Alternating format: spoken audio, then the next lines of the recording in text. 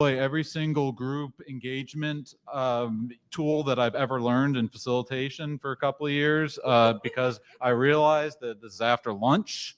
So first of all, did everybody enjoy lunch? Yeah? And a little round of applause for the folks who put it together and all that. A special thank you from the bottom of my heart because it was a light lunch. I'm from South Carolina, and I have facilitated meetings where the lunch was macaroni and cheese, grilled chicken, fried okra, and it does not go so well. So I was grateful for the sandwiches and the salad. So thank you for that. With that, we're here to talk about a really important subject here, rank bias, and exploring why there is a bias towards JMOs and senior leadership, and then how we can utilize the enlisted talent that's out there. And our goal here is to outline, first of all, what is the myth and how bad is it and why is it, and then try to, by the end of this, have a good understanding of not only, a feel good, like, we need to do this, leverage the enlisted talent, but also kind of where to get started and what type of roadblocks you might encounter along the way, and maybe a couple of pointers on how you can overcome that as well.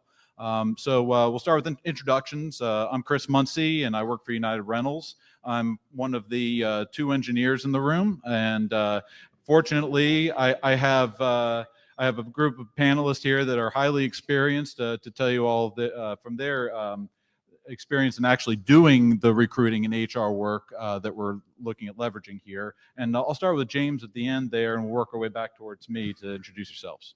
All right, good afternoon, everyone. My name is James Tonegate. I'm the Vice President of Government Military Relations for a little company called Benelink, but I have a background mostly for Wet Humana. I spent 18 years as talent acquisition, starting their military and veteran hiring program there. And then I went to another company, became #1 military-friendly company in the nation at Marsh McLennan.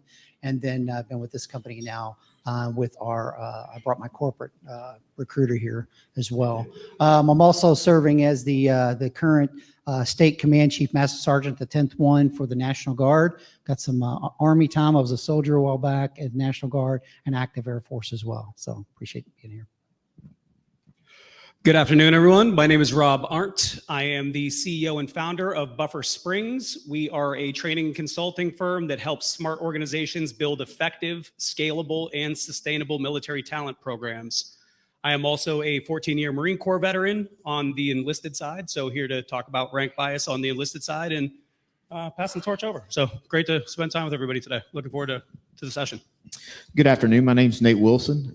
I am actually not in the talent acquisition world. I'm an Army veteran, and I am a business continuity manager for a company called GXO Logistics. We do 3PL. We predominantly warehousing. Large company, about 130,000 employees spread around the world. Hi, I'm Sydney Covington. I work for AmeriVet Securities, which is a veteran-owned broker-dealer. I'm their veteran engagement associate. I'm also an Army veteran. I do part of my job is within HR, but the bulk of my job is actually doing philanthropy work. So I'm really looking forward to this conversation. Awesome. Thank y'all. So to lead into this conversation, first I'd like to start with the question of why did they make me moderator? Because I was a JMO recruit. I am the only officer, I believe we have, the only person that was not enlisted in this whole entire group here. And what that kind of affords us is some perspective, right? Because James actually asked me during our phone conversation, he kind of put the spotlight on me. He said, so you're the officer in the group, what do you think? So I'd just like to point out that in my experience, first of all, graduating from West Point, while you're there, they literally beat it into your head. Listen to your NCOs, listen to your NCOs. Now, the success rate with that is, it varies, as some people in the room might have experienced in real life. But I experienced it for myself going to Iraq as a second lieutenant. I was in charge of a group of intelligence analysts, and every morning the battalion commander would come up to me and say, what's going on, too? and I would basically tell them exactly what the team told me. And it got to the point where I realized that I had an opportunity here. And so I started to get private first class DeLawyer to brief the commander instead of me. It was coming directly from his mouth. And he did an amazing job. And it came from the person who's actually doing the work behind the scenes. So that's when it really dawned on me that not only, do you want to listen to them, but you also want to give them opportunities, because they will never stop surprising you with what they can do. And when you ask an officer what they miss most in the service, they'll tell you being a platoon leader, being a company commander. Why? Because of being with the troops. And so that is a great segue into, okay, it was like that in the Army. So what does it look like outside of the Army? So first of all, I'd like to open with the question of why are JMOs and NCOs preferred by companies, and why should companies focus on enlisted talent from the Army? And I'll start with Rob. Great question. So right now in America, this isn't just about veterans or getting on our soapbox up here. In America right now, we have a skills shortage. In the latest SHRM study, 82% of companies have a skilled labor shortage in their organization. 76% of organizations in the latest HRCI survey say that they have a leadership bench strength issue. When we look at the enlisted talent pool and we look at enlisted service members, they are the doers of the military. Think of our time back in the service. We didn't have a skills shortage. We didn't have helicopters and tanks and things down, especially in the climate that we've been in. We also don't have a leadership shortage. We literally have people go down in the heat of battle and the next woman, next man stands up. So if you're looking for a great pool, not only for tapping into enlisted veterans or veterans in general, if you're looking for systemic solutions to workforce issues going on, enlisted veterans aren't your problem to solve. Enlisted veterans are your solution to a lot of problems that your organizations are having right now. I'll pass it over to anybody else for comment on that. Yeah, I mean, I'll absolutely second that. He's got it, he's spot on when it comes to what the enlisted have to offer, right? But as an employer, what you need to consider is, where do you want these employees to go? Where do you want these veterans to go? You're looking at a tactical, operational, and a strategic mode. So where do you want them at? If you're looking for a high-speed senior NCO, then you want to go, for your strategic side of business. If you're looking for a mid-level NCO, you're looking right there, dead E5, E6s. You want somebody who's just gone in for the 6 years, became a staff sergeant, immediate supervisor, somebody who still wants to get out after that 6 years. Those are the folks. Again, just like he said, we're the doers. There was something back in the news about a year and a half, 2 years ago, right? When the Ukraine war started, right there. So being part of that, I'm a little biased toward the National Guard because that's where most of my career is. But we had an Army soldier who created a really good relationship, right? We're creating relationships around the world with our state partnership programs. A California Guardsman basically created a great relationship with a Ukrainian soldier who basically had a tank that came in front of him, right? And he said, I got a Russian tank here. He texted his friend back in California and said, hey, I've got an issue with this missile launcher. What can I do to fix it? Well, that relationship right there just immediately blossomed. Within like 5 minutes, here's steps 1, 2, 3 to fix that. The next thing you know, there's a burning Russian tank there. It made national, international news saying these are the relationships right there that are being made by the NCOs. Specifically, the NCOs are doers. And to go a little further, John Troxel, our senior enlisted advisor to the chairman of the Joint Chiefs, back in the day, there's a big white paper out on that as well that really gets in deep with that as well. I kind of like to add that, as mentioned earlier, the junior enlisted are the actual doers in the military. So what is a junior officer? I was one of those also, and tend to be generalists. As a logistics officer, how many different MOSs was I, qualified to lead? Well, quite a lot. Everybody in transportation, everybody in maintenance, everybody in supply, all those different MOSs. So do you think I was able to get the knowledge across all of those fields that they would have, this very specific knowledge that they would have about what it is that they really did? So we've established that these are the doers, but they're more than doers, in my opinion. And I'd be interested in your perspective. And there's and there is a trainability and an essence about them that creates a huge combat multiplier to our team's bench strength. Sydney, it looks like I perked some interest in you. Do you want to comment more on that? Well, I was going to comment more when you got to the question that you had for me. Okay. Did you want me just to jump into that one, or? Well, my question was going to be, those are the truth. That's the true perspective of it. But what are the false impressions? What are we fighting against? What are the enlisted soldiers fighting against in the corporate world when they're applying for these jobs? Yeah, so as you guys heard, like I'm the only one who got out as an E4 on the panel, actually. I only did one contract. And so oftentimes when you get out of the military as an E4 and you're listening to all the support that you're supposed to be getting, oftentimes it's only command sergeant majors, officers on LinkedIn giving people advice, but they're the ones who've retired out of the military, which is a very different experience when you don't retire out of the military or give 10 plus years of your life to service, serving your country. And so oftentimes when I would look for jobs that were catered to veterans, it would say 2 years post-service. And I still had to apply to be able to get the job. I still had 2 years of school. So I'm like, well, would I qualify in 2.5 years after I finished my degree?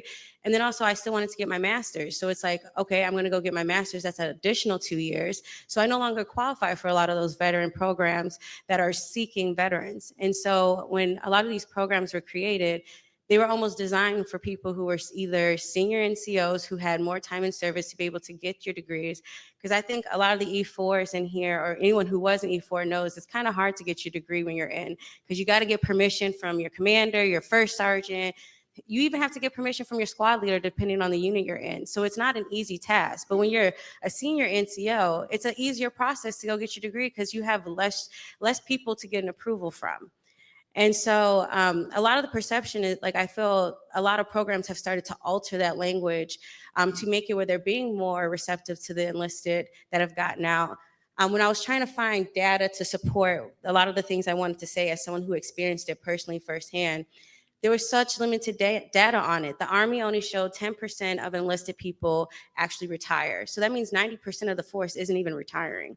And then I wonder how much of that force actually gets out in their first contract or even their second contract. I know so many of the people I served with got out before 10 years.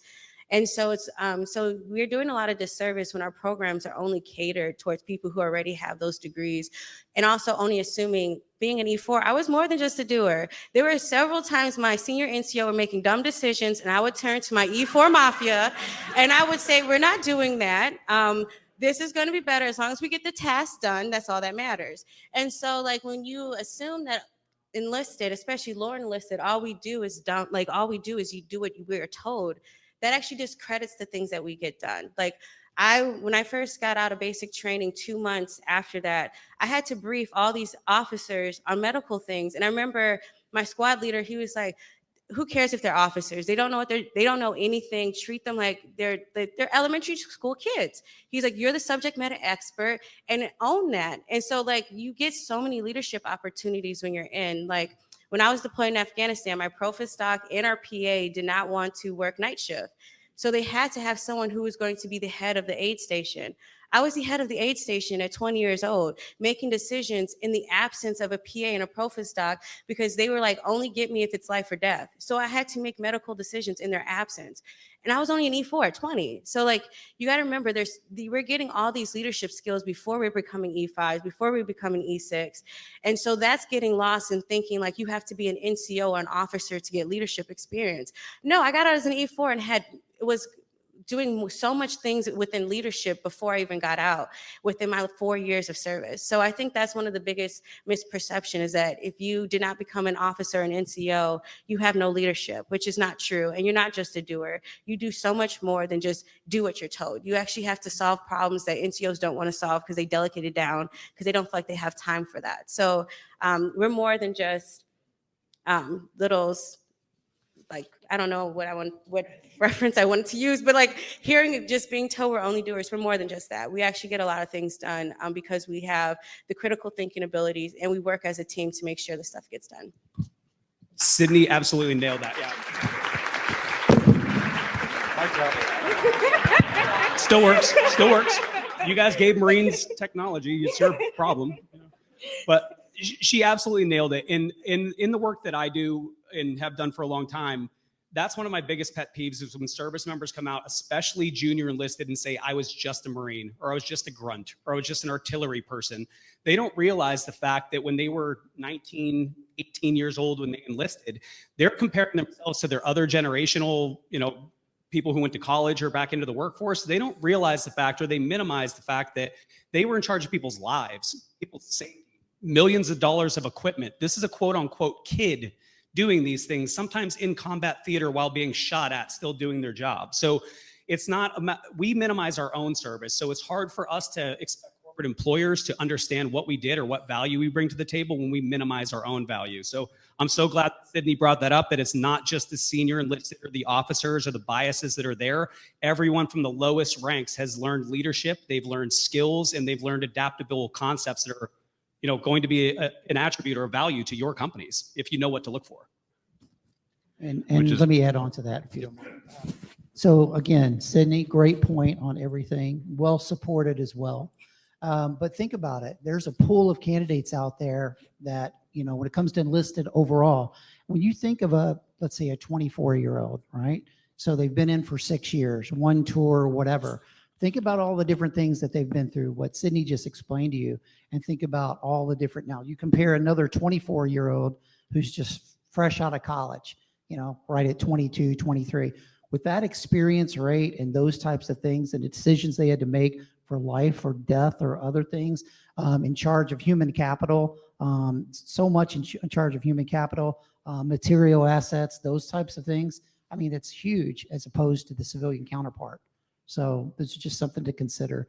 And I would rightfully say that the enlisted at that level and moving on are 4 times more educated than any other civilian counterpart.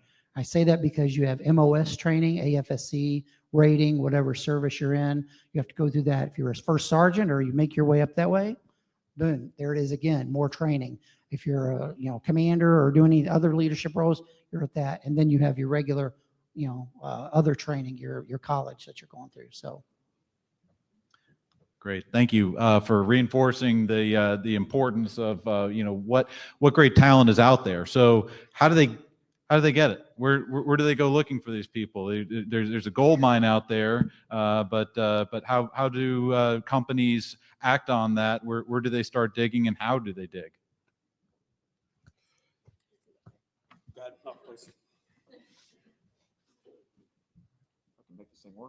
Okay. So I think part of the answer to that is we call it a business resource group, a BRG, the military BRG, not necessarily to find them, but to help translate what it is that the skills are.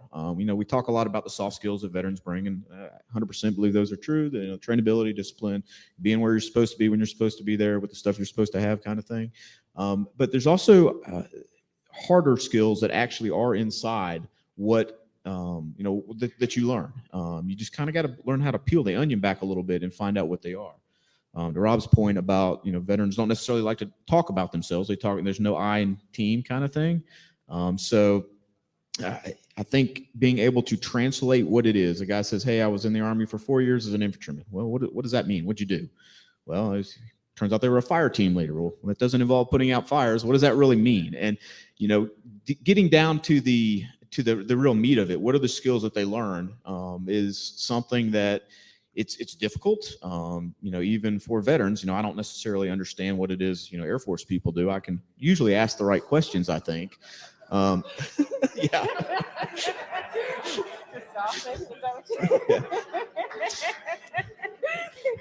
So, yeah, but I mean, I think being able to ask the right questions and leverage your resource group that you have to really kind of understand what it is, and then to ask the additional questions to the applicant so that they can kind of learn to peel back the onion themselves a little bit and talk about the things that they can do. I'm going to jump in real quick, Rob. I don't know the exact percentage of enlisted veterans that go to college, but it's actually relatively high. And so a lot of schools have done a better job. I think Jared was here earlier and he was talking about Student Veterans of America. And most schools on campus have a Student Veterans of America club on their campuses. And so that's actually a great place to start, especially if you're looking for enlisted talent.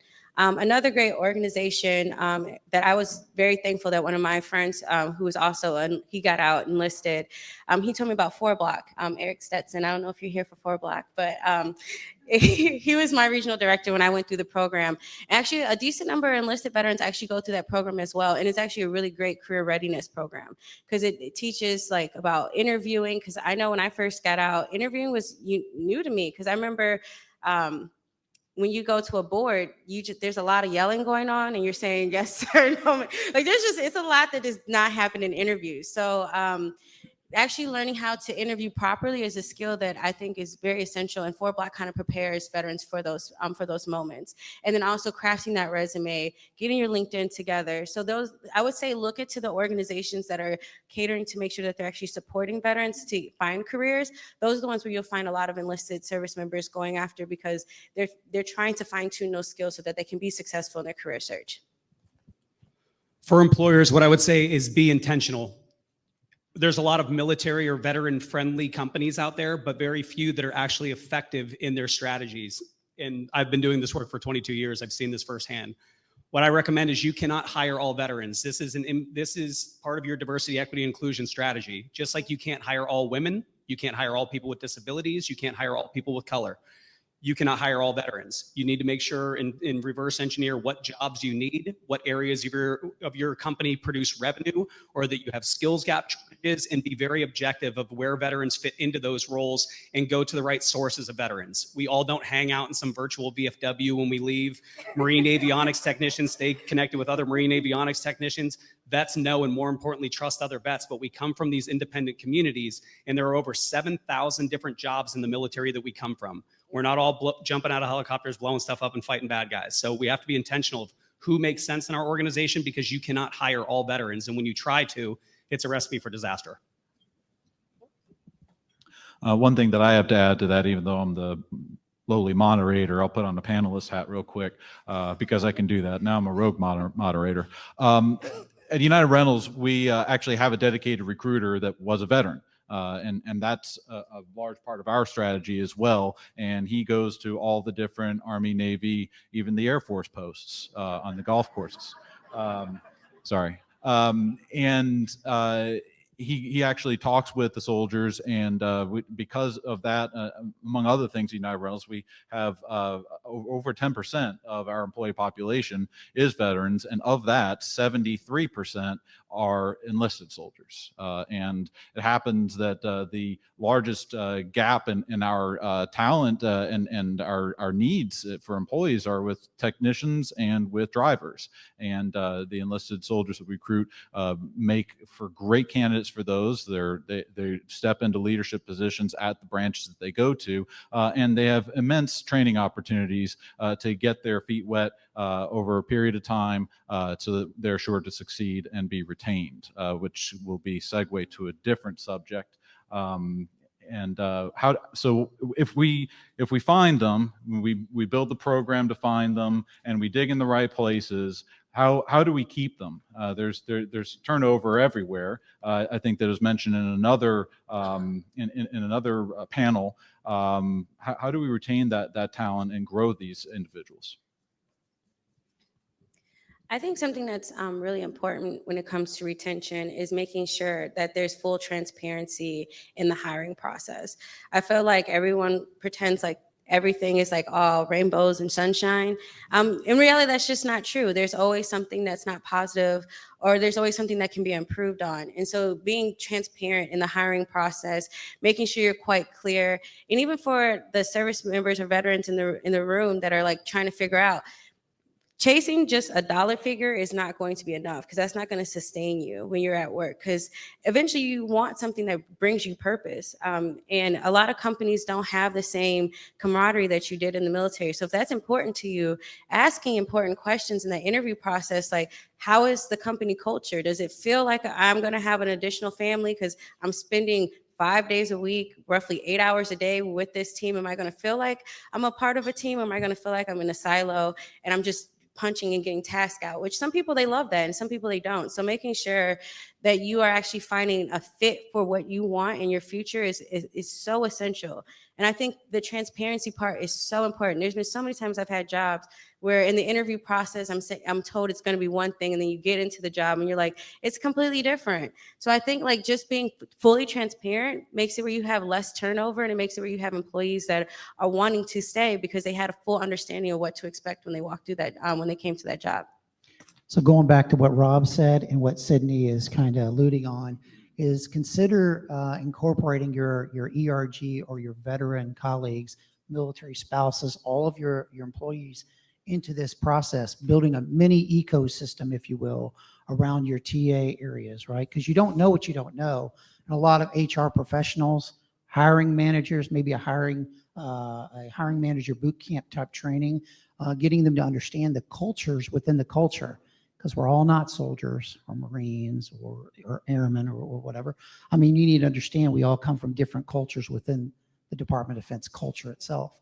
So these are things that you don't know what a first sergeant does, or you don't know what a squad leader or a fire team leader does.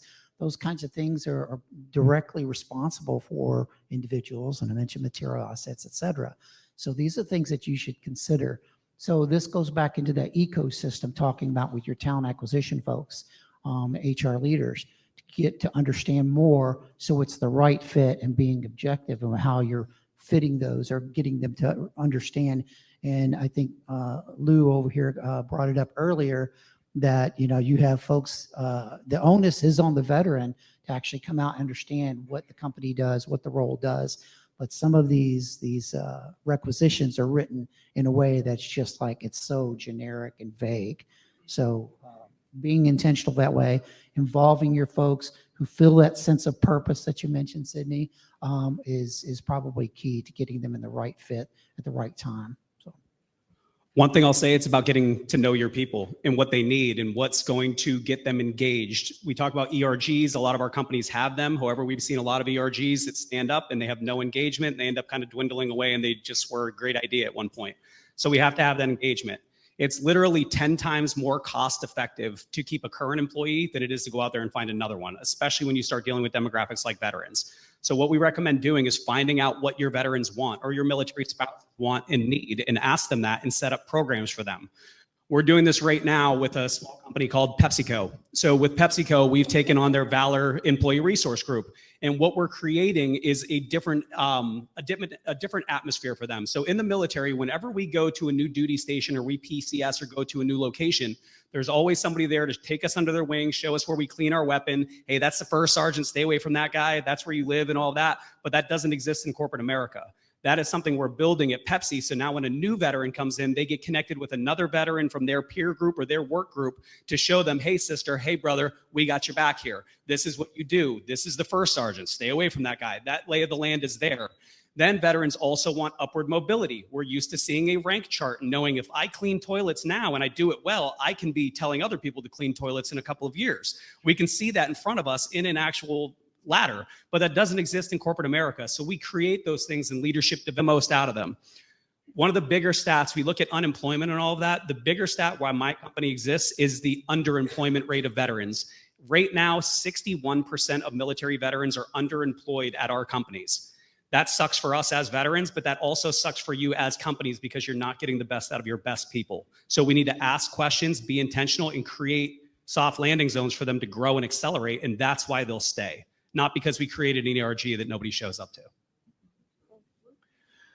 A point was made earlier that cannot be overstated. Veterans need to feel like they belong in an organization. We have an ERG at United Rentals, and the number one thing that comes up is, how do we recognize the veterans at our branches? And there's different ways that we've come up with, whether it's the different patches, it's different services that they have at different times of the year to recognize the service that the individuals at their branch have and lift them up. So it becomes a cultural thing even more than a program-based thing. When and when you find that you employ those things for the veterans, it's funny how it creates a virtuous cycle at the company. So, this might be about something for veterans, but it actually impacts the whole organization. And lastly, I just wanted to add, speaking of, having formal organizations like the ERG, that having policies, it was just mentioned, Rob, I think mentioned, that they're used to having these support mechanisms when they're in the Army. And one of those support mechanisms they have is getting paid while they're on deployments. Their company, their family needs to be taken care of, and companies that show that they will take care of the veterans' families while they're deployed, that creates a very large draw for them to be loyal to that company forever, because their lives are their families' lives are everything to them. So like at United Rentals and many other companies will match for the entire deployment their pay at work. Anything else to add before we go to Q&A? We'll say we've kind of got off topic a little bit, right, from rank bias where we were. We've been generalizing veterans in general, that larger pool that you have an opportunity to pull from. So when you think about it, an officer, when they come on, they go through school, they get their thing, they have an 8-year commitment usually, right? So you're starting that 26-year-old individual who may be in, maybe longer and so forth.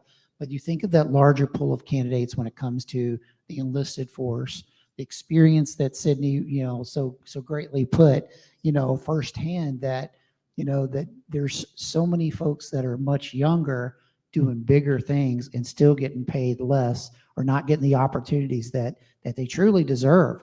But I think as employers out here, most don't understand that. So now you get a little taste of that for you that's here today to learn there's a lot more talent out there at even a younger junior age within the enlisted pool. So you don't have to go after those folks that may cost you more money, but it could be much more cost effective to shoot for a junior enlisted individual. Also with vets, it's a numbers game. If you're looking to hire veterans, only 18% of us are officers. The other 82% are enlisted. So you have a much bigger pool to go off of just looking at numbers. So if you want to hire vets, the other thing that I'll challenge you to do is take a look at your job descriptions. If you have not looked at your job descriptions since before the pandemic, they are wrong. They are out of date. I hate to tell you this, but they are. Remote work has come into play. Your competitors are doing it. You may not be. You may want to blow the dust off of those things and look at what is actually needed to do that job, and then what is actually required or needed or nice to have for that job, especially if you want to hire enlisted individuals. If you can hire for character and train for specific skill, you will not find a better demographic to recruit from anywhere. And that's my own biased opinion, but it's pretty warranted. I'd like to add that I think it's really important to figure out exactly what it is you want to have done. I know for my company, we do predominantly warehousing. And does it necessarily have to be a lieutenant or a captain, a junior officer coming out to run a warehouse? Well, maybe, maybe not. I know we have one very successful warehouse, which means it's quiet and it's orderly and the stuff goes out on time and the stuff, no one gets hurt. That's really important. It's run by a, former staff sergeant. Why? Because he has the skill set to do it, and he learned that skill set in the Army. And if you kind of think about it, what's he really responsible for? It's a smaller warehouse, got about a dozen people in it, which is kind of right up his alley. He's the right number of people that he has that direct leadership with, that he can influence to get the things done. And that's what we want to have done. So I think it's really important to figure out, really what it is. Does this job really require a college degree? I think that was one of the things that was mentioned earlier. Perhaps within your job description, is it even if it is college degree preferred, or military service preferred? Because I think a lot of veterans also will self-select out. They'll read a job description and say, "Man, I got all those things," and then they say, college degree, and maybe they have it, maybe they don't. And if they don't, then they'll say, "Well, I'm not going to apply." Or "Hey, it's preferred, but I don't have it." So I don't want to put all the time into catering my resume to do this. Instead, I'm just going to go look at the next job, and that may have been the perfect candidate for whatever role it was that you had. All right, with that, we will move to the question and answers part of the session. Is there a mic running around, or Bob, or a David, or okay, we got Mike back there. All right, so any questions?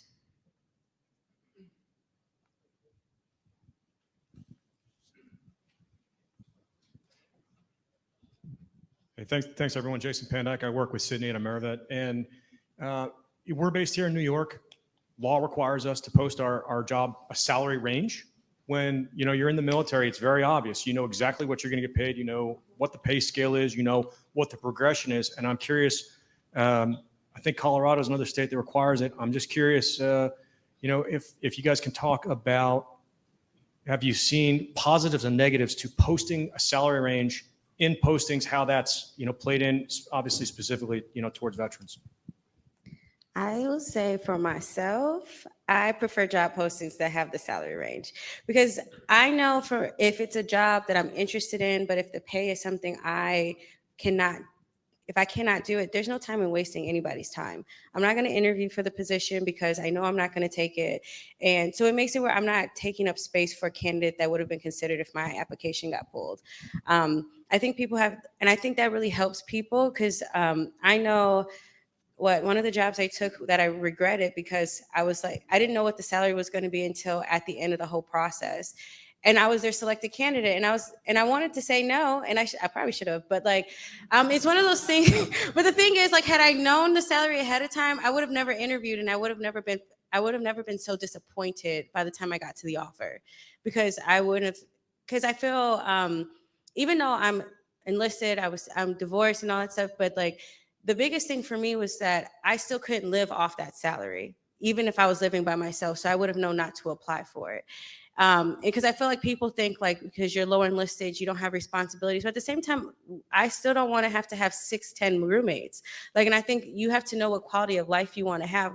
I was 23 or 4 when I got out of undergrad. So I don't want to have 6 roommates. It's different when I was 22 and I was grinding and I needed to do what I had to do just to get my degree. But post degree, I was ready to start feeling independent, especially after I finished quote my first career and moving on to my next one. So I think pay transparency can be a good and a bad thing, but I think it's important because it makes it where people aren't wasting each other's time. And then if you're not paying enough, you're not getting applicants, you might want to reconsider your pay and start increasing your pay. So then that way you can actually get a qualified candidate. I absolutely love the salary requirements and that New York is doing that. And I hope more states follow suit. And as they do, as HR and talent acquisition practitioners, that means we have to have our houses in line and make sure our current workforce, when we do release those salaries, they're not gasping and seeing that a new person is going to make more money than them and they've been there for 5 years. So this stuff, the writing is on the wall. Make sure you're prepared for it. It's not a question of if, but it's when. And to be honest, this is an investment. As a job seeker, when we coach job seekers, we tell them to treat this as an investment of their time, and they're going to spend more time with their employer than they are with their own family. And that return on investment is that salary. Is that $60K a year worth me spending this amount of time away from my family and what I love doing? Yes or no? That's a big part of it, because we don't take jobs necessarily just for, because it's the right thing to do, or else we would all just stay enlisted in the military. I can say at Benelink, at my current company, it's a best practice. It's something that we do just to be transparent, and that's something as a veteran, in general, whether you're an officer enlisted, it's just your trust as an employer your trust is ours to lose, right? We're going to trust you on day one. We're going to get in that position. We're going to give you 150%. Show up to work on time. Do all the things, all those soft skills that are kind of overlooked at times. We're team builders, supervisors, leaders, those type of things. But, salary is just one aspect of it. Some of the things you could do, cleaning up those requisitions, those job descriptions, those are some serious things to do. But from a salary perspective, it's definitely a best practice. And there's still a lot more chatter in many states doing it right now. We got time for one, maybe two more questions. I got one here. Yep.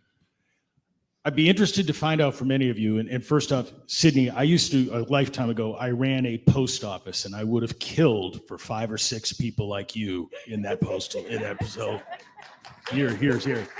I'm curious to find out if any of you, and we're talking about rank bias, if you have people on your payroll who were very senior officers when they came to work for you, if they have sort of a bias for themselves that they're better than everybody else or a cut above because of their experience. I'll give you an example. The organization I work for, we had recently had a senior chairman from one of our committees was a retired general officer, one-star general, brigadier general, served in Vietnam. And to this day, even though he no longer works with us, I made the mistake. His last name is not Smith, but I called him Mr. Smith one day, and he said, "It's General Smith." The guy'd been retired for more than 20 years. He's not a general anymore. But that's an example of what I'm talking about. Is there anybody that you've come across Yes. in your work experience Yes. where the officer thinks Yes. he or she is better than everybody else? Yes.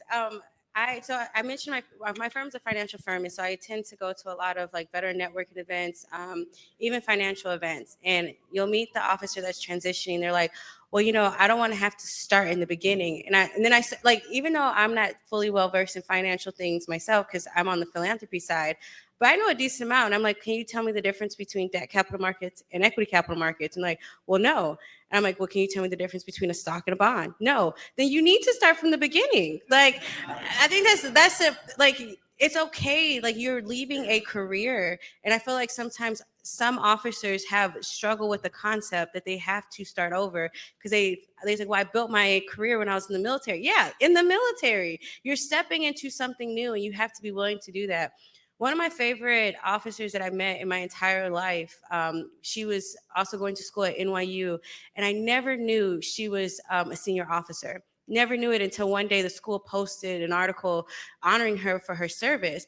And I looked at her, I was like, "Maki, what?" She was like, "I'm not in anymore." And she's like, "And that's not something I'm holding on to prove my worth." She's like, "I'm got out. I want to be a student. I want to be like all of you all. And I don't want anyone looking at me like I'm a senior officer. I want to be respected for who I am right now." And that's currently a student at NYU. And I feel like when you're transitioning out of the military, you have to look at it from that perspective. Yes, you did great things. Yes, it was a great career, but you got to be willing to take a step out and go, "I'm starting something new, and I have to be willing to start fresh because I may not know what this new career has for me." I'll also say that no two people are the same. I've seen senior level officers that come from an experience where they're used to the colonel is getting off the plane. The colonel wants mayo on his sandwich. The colonel is doing, like, they have an entourage that supports them. Then they get out and they don't have that entourage anymore. It's not that they're bad people. It's just that was their experience or how they were, what they're bringing out with them. But I will also say that biases aside, like biases of Marines in general, that we eat crayons. I don't know where that came from, but they're delicious. But there's biases about us already, but we are individual human beings. I've never met the same person twice. I've never met the same Marine twice. So that colonel or in those other ranks, I've met colonels that still want to set the world on fire, that are most humble people on earth, just like the senior officer that she met. And then I've met ones that still are looking for their entourage and they figure out they have to put mayo on their own sandwich now. So, but experiences dictate that. And I don't want to paint any veteran with a brush ever, because that's what we're talking against, is those biases.